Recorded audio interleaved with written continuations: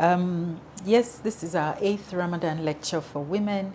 The series started when I was the first lady in Kebbi State, and we used to organize an annual lecture for women. We had 7 of those, and we're able, we're hoping that inshallah we can continue it on this platform. Each year we look around and try to pick a theme that women can resonate with during the month of Ramadan.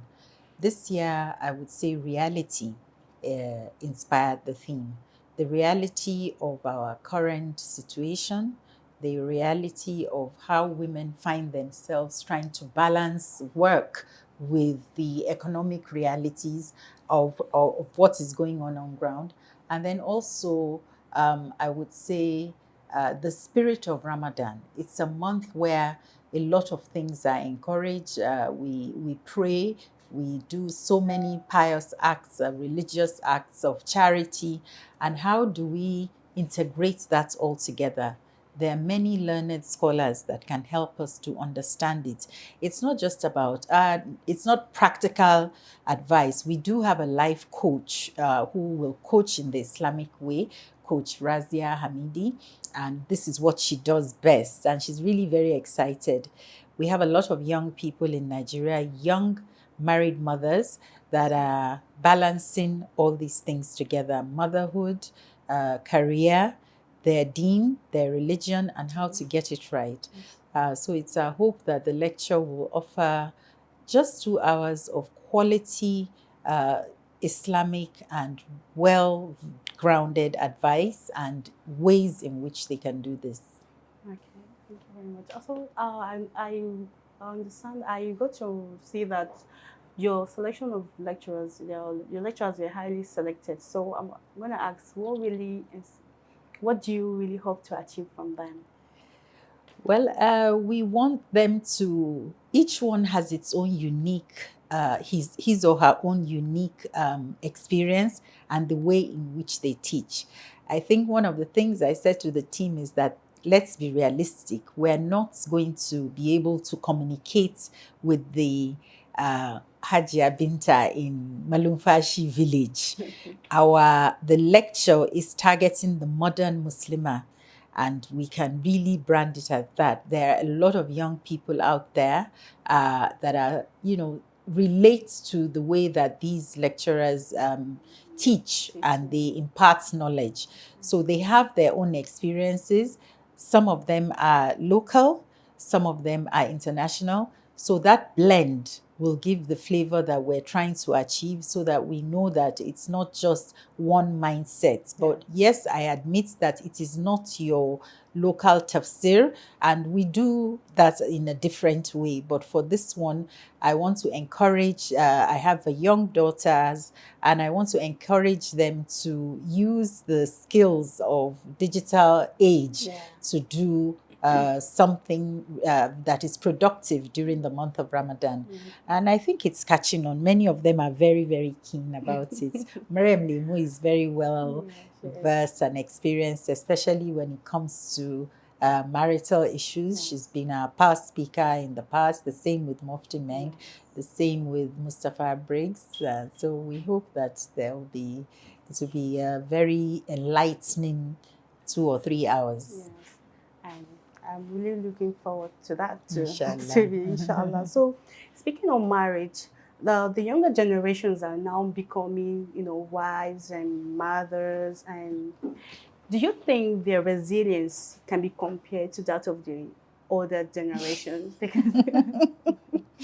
I don't think that's a fair question because they're existing in different generations, When I grew up, and I say this, and I know a lot of my friends will relate to it, our mothers wore short wrappers. Even they will tie their wrapper short.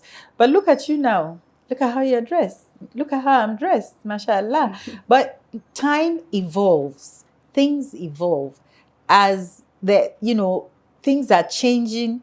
We're searching more into our deen. We're looking for answers. We're answering more questions. And we're interfacing in a different way. So they are resilient in some ways, I think the younger ones are actually much stronger, but I don't think they have the support, the kind of support that our mothers did. It's, even just traffic. If you look at something like traffic, how long it takes you to get home compared to those days. Within 5 minutes, your father is home, you are watching NTA news at 4 o'clock and table tennis and what have you. But now families don't have that kind of time to bond. So what other ways can we help them to achieve the, unity that they need within the nuclear family and to overcome that? These are all the things that we explore.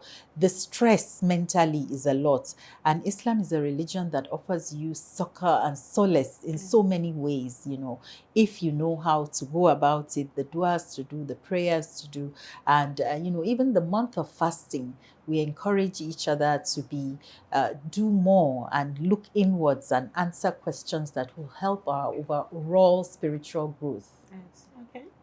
And you said the events usually organized are mostly for women. Yes. So I'm going to ask, what role can the men play, especially the husbands of the women? Well, like I said, it used to be a physical event, and I have a very, very supportive husband. He used to come for it, even though, and then some, of course, politics. Some people will say, women's lecture, why are they men there? Yes, but he came to show his support to the women. That may be the only time in a long time that he sees that group of women. Some of them maybe till the next year that will come from, and he's supposed to be their leader. So just seeing him is very encouraging, and he speaks to them.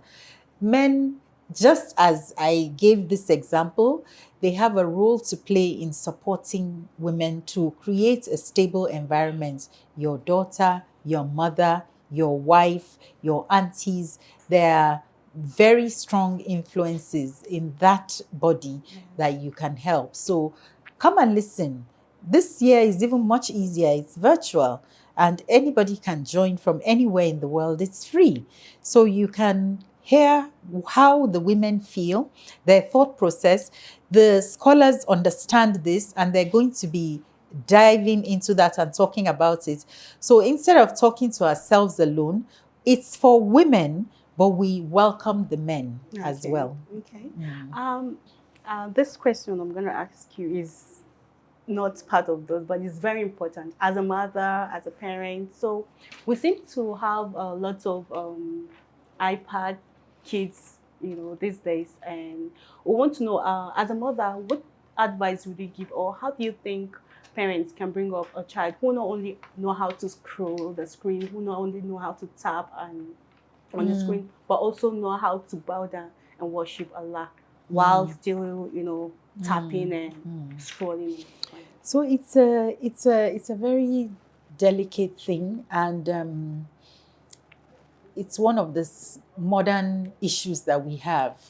And the mother has a huge role to play in that. If you are on your phone all the time, how is the child not going to want to be on the phone all the time? When you have younger children, how you speak, how you act, how you eat, they're going to copy it. Invariably, that is what they're doing. So you have to lead by that example and lay down rules of the time that you can spend on gadgets. Yes. And also introduce them from an early age to content that is compliant with your beliefs. So the content that you will allow them access to, there's no cartoon that you don't have now in the Islamic sense. There's no movie. Similarly, for all religions. So whatever you want to do, encourage your child from a very early age. I have a granddaughter. How old is the little thing? She's about 1+, and she wants to touch. She wants to do this and do that, but one of her auntie has said no phone, no iPad, no nothing. But her mother is a bit softer, but she allows her to watch Iman TV and things like that, But then I noticed that there was a time she will only eat when she's watching. Wow. Yeah, so we had to cut that out. And today she eats herself normally. Children are very adaptable. I'm a pediatrician and they're very malleable. How you train them, what you teach them is what they will do. If you teach her to eat with her iPad, that's how she will grow up doing. And she'll get so used to it. So you need to watch, notice what's going on and stop. If it's a good thing, encourage it. And inshallah, it will blossom. Inshallah. That's a wonderful one. So I don't say lastly, but the next For question now. will be for now.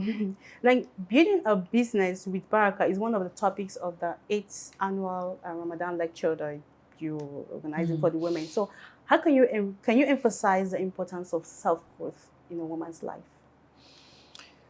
Well, I think that ultimately I like to place myself as a role model. I have so many role models, and it's very important in today's day and age for women to be self-reliant to a good extent. It fosters a better relationship at home with your husband, but women can't do that if the men are not supportive. You could have a husband that will say, no, you can't go out, you can't go to work. You might have all the degrees in the world, and then you end up just doing it. Initially, do it from home, if that is what he wants, and then see if you can change his mind with prayers and support from others and influencing him positively.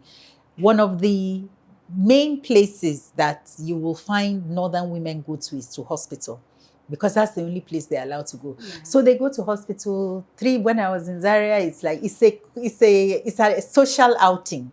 Going to the hospital. There might be nothing wrong with them. They will just come but they're going out. Yeah, but what happens if going to that hospital, you're not just going to meet your friends, you're going to stop here and stop there. Tomorrow, he will not allow you to go to the hospital. And then we will have poor figure statistics, our birth rates are low, are poor, and so on and so forth. So I guess what I'm trying to say is you develop your own growth and your own path. Allah will guide us, but you need to do your own part and put in the efforts in the right way. Okay, that's nice. All right, so your pattern advice for women out there. Well, I've said quite a few things, but I think the most important thing is that you be true to yourselves, work hard, work with your partners, work with your children, and have a lot of faith in your life. I always say that you have faith, but you must also work to achieve what you're trying to, where the goals that you're trying to achieve. So the 8th Dr. Zainab Shinkafi Ramadan lecture is going to hold on Sunday, the 9th of March. It's a virtual session.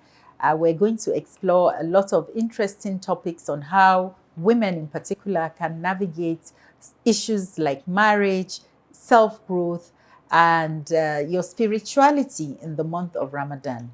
I want to urge you to join us. Register now. The link will be shown. And join us so that we can engage with these learned scholars from Nigeria and beyond and grow together and achieve the benefits of the month of Ramadan. May Allah spare our lives until then, and I look forward to seeing everybody then. Ramadan Mubarak.